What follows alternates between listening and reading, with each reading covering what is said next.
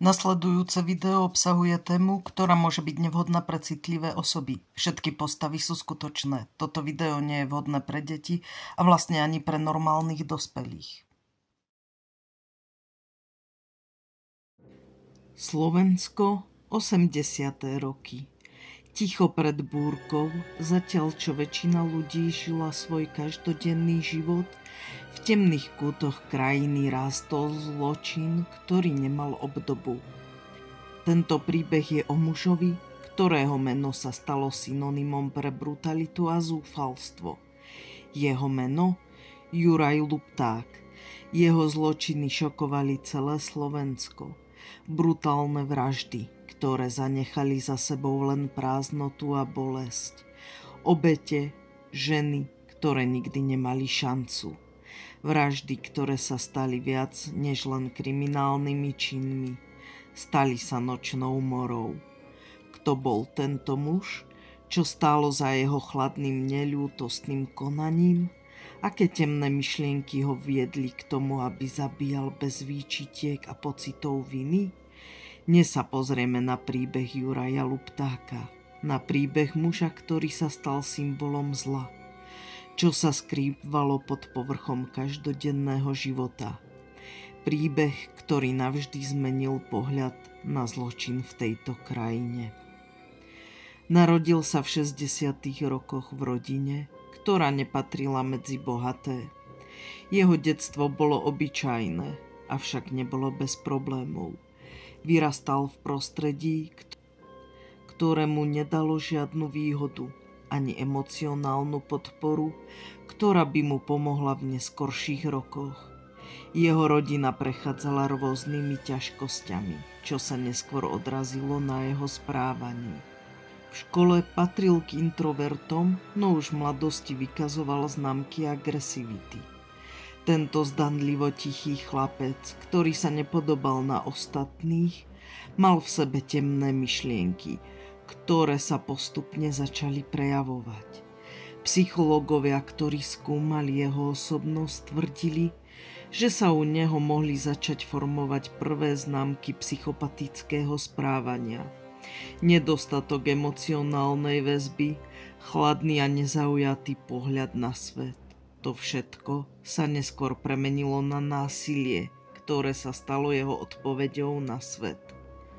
Ako mladý začal objavovať temné stránky svojej osobnosti.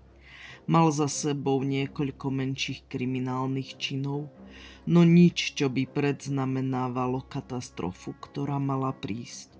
Ale pod povrchom sa skrývalo niečo veľa desivejšie, niečo, čo čakalo na správny okamih, aby vyšlo na povrch. Ako dospieval, začal sa čoraz viac vzdialovať od normálneho života. Prvé menšie kriminálne činy, ktoré vykonal, boli len predzvesťou niečoho desivejšieho. V tom čase ešte nikto netušil, že pod maskou nevinného mladíka sa skrýva človek s temnými túžbami. Všetko sa zmenilo, keď začal vyhľadávať spoločnosť, ktorá sa živila násilím a kriminalitou. Práve v tomto prostredí začal formovať svoju brutalitu. Zrejme sa mu dostala do rúk moc, ktorá ho úplne pohltila. Už to nebol len malý zločinec, ktorý sa nechával viesť okolitým svetom. Bol to človek, ktorý začal mať radosť z ničenia. Prvá vražda, ktorú spáchal, bola šokujúca. Nešlo už len o krádeže alebo fyzické útoky, ale o chladnokrvné zabíjanie. Nie len tak. Ide o vraždu, ktorá bola precízna, premyslená a bez akýchkoľvek výčitiek. V tej chvíli sa Lupták stal niečím úplne iným. Nebol už len zločinec, bol to sériový vrah. Prečo ženy? Prečo si vyberal práve ženy? To je otázka, ktorá znepokojuje aj dnes. Niektorí tvrdia, že v ňom prežívala nenávisť voči ženám, ktorá sa zmotnila v týchto brutálnych činoch. Iní zase tvrdia, že išlo o snahu získať nad niekým úplnú moc. Bez ohľadu na motivácie, v faktom ostáva, že postupne sa stával čoraz nebezpečnejším. Jeho zločiny sa stávali rafinovanejšie. Predtým, než policajti pochopili, čo sa deje, stihol za sebou zanechať krvavú stopu. Niekoľko jeho obetí skončilo životy v lesoch, na opustených miestach, kde sa mohli stať tichými svedkami jeho temného sveta. S každým ďalším zločinom sa Luptákova brutalita stávala sofistikovanejšou. Jeho vraždy už neboli len náhodnými útokmi na bezbranné obete. Každý krok, každé rozhodnutie, ktoré urobil, bolo starostlivo premyslené. Vybral si miesta, kde sa cítil bezpečne. Opustené lesy, odľahlé oblasti, kde mohol vykonávať svoje zločiny bez toho, aby ho niekto spoznal. Zároveň sa začali objavovať aj podrobnosti, ktoré naznačovali jeho nelútostivosť. Nepretržitý vzorec násilia, vraždy, ktoré sa od seba líšili len málo kedy. Vždy presne plánované, rýchle, bez štipky ľútosti. A každá z nich bola viac než len činom pomsty. Pre Luptáka boli vraždy spôsobom, ako uplatniť moc nad svojimi obeťami. Po zločinoch sa nezastavil. Niektoré obete dokonca presne vedel, ako a kedy si vybrať. Pri niektorých prípadoch bol dokonalý v detailoch. Presne vedel, kam ísť, aké znaky zanechať, ako zabiť. Vždy bez stopy ľútosti. Napriek tomu, že jeho zločiny boli brutálne, Lupták sa dokázal vyhnúť zachyteniu na dlhú dobu. Jeho vyhýbanie sa spravodlivosti len posilnilo strach, ktorý pociťovali tí, ktorí žili v oblastiach, kde sa jeho vraždy odohrali. Nikto nevedel, kto bude ďalší. Roky brutalít a teroru nakoniec priniesli svoje ovocie. Polícia začala pomaly sklzavať po stope, ktorá ju viedla k Jurajovi Luptákovi. Vyšetrovatelia už nemohli ignorovať skutočnosť, že zločiny, ktoré sa odohrávali v odľahlých oblastiach, vykazovali príliš veľa spoločných znakov. Stopy sa začali spájať. Obete mali podobný profil a spôsob vraždy bol vždy rovnaký. Chladný, bezcitný. Po niekoľkých rokoch sledovania, keď sa Luptákove zločiny stali čoraz viac neudržateľné, bol konečne zadržaný. Tento moment, keď sa v jeho prípade začalo rozkrývať, bol šokujúci.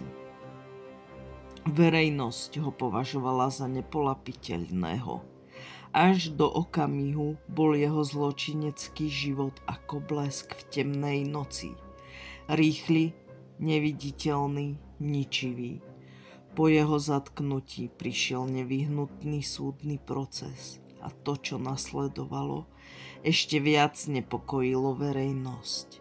Lupták, chladnokrvný a bez zjavnej výčitky, sa k svojim činom priznal, ale ani v súdnej sieni neprejavoval známky ľútosti. Niečo v jeho správaní vzbudzovalo strach. Nie preto, že sa bál následkov, ale preto, že svoje činy považoval za ospravedlniteľné. Počas procesu boli odborníci a psychológovia zmetení jeho chladným správaním a neochotou vyjadriť ľútosť. Niektorí hovorili, že išlo o človeka, ktorý sa z úplného dna svojho vnútra dostal k zločinu. Iní tvrdili, že jeho mentálny stav je do takej miery zvrátený, že je nebezpečný pre spoločnosť napriek tomu, že sa zdá byť úplne pokojný.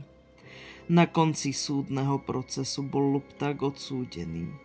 Jeho trest mal byť jasný. Dlhoročný pobyt za mrežami. Ale otázka zostávala. Mohol sa vôbec niekedy zmeniť? Mohol sa vrátiť k normálnemu životu?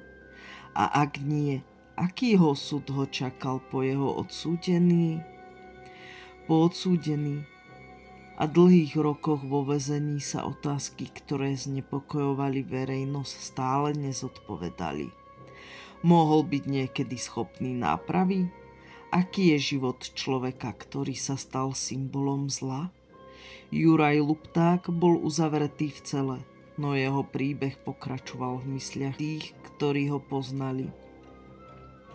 Nie len obete, ale aj celý systém bol postavený pred otázku. Čo spôsobuje, že niektorí ľudia sú schopní vykonávať takéto ohavnosti? Aké faktory formovali jeho osobnosť? Napriek tomu, že strávil mnoho rokov za mrežami, jeho meno stále rezonuje v slovenských kriminálnych kruhoch. Ľudia sa pýtajú, či je skutočne nemožné, že niekto, kto spáchal takúto brutalitu, môže niekedy opustiť väzenie a žiť normálny život. A čo jeho obete? Na nich už nič nemohlo zmeniť bežný trest. Dnes, po rokoch, ostáva prípad Juraja Luptáka znepokojivým a mrazivým pripomenutím toho, ako zlo môže prísť v podobe obyčajného človeka. Napriek tomu, že bol odsúdený za svoje činy, jeho história nám pripomína, že nie všetko je vždy také, ako sa zdá na prvý pohľad. A že niektoré zločiny, aj keď potrestané, nikdy nezmiznú z pamäti. Juraj Lupták tak ostáva jedným z najtemnejších zločincov, ktorých Slovensko pozná. Jeho meno sa stalo symbolom neľútostného zla, ktoré sa môže skrývať pod maskou normálnosti. A zločiny, ktoré spáchal, budú navždy pripomínať temnú stránku ľudskej povahy.